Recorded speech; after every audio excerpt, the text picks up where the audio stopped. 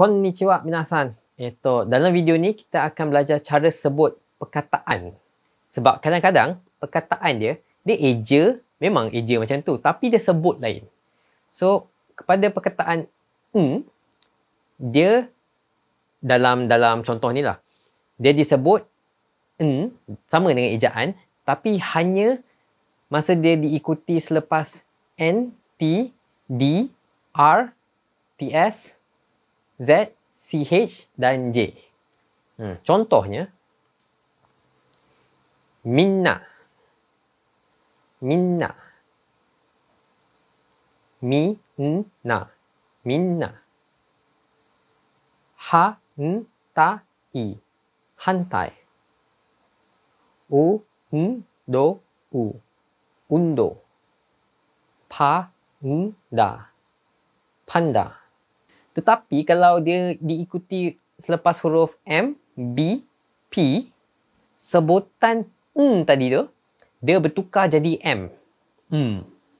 Kalau kita perasan, dia akan jadi M bila kedua-dua bibir kita bersentuh. Misal kata, sammai,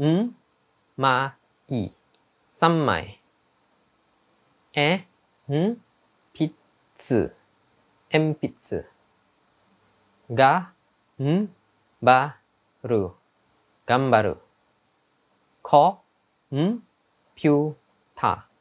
komputer. Dan akhirnya kalau dia diikuti selepas K atau G, ia disebut sebagai macam NG.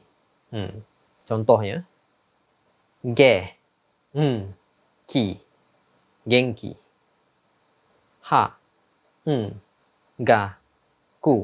hangaku,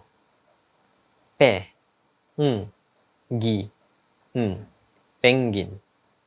Ada pelbagai lagi variasi sebutan, tapi inilah rasanya paling biasa orang Jepun guna. Tapi tu lah, kalau nak tahu lebih, kena biasakan lagi dengar podcast ke, tengok cerita Jepun ke, kita dengar macam mana orang Jepun cakap.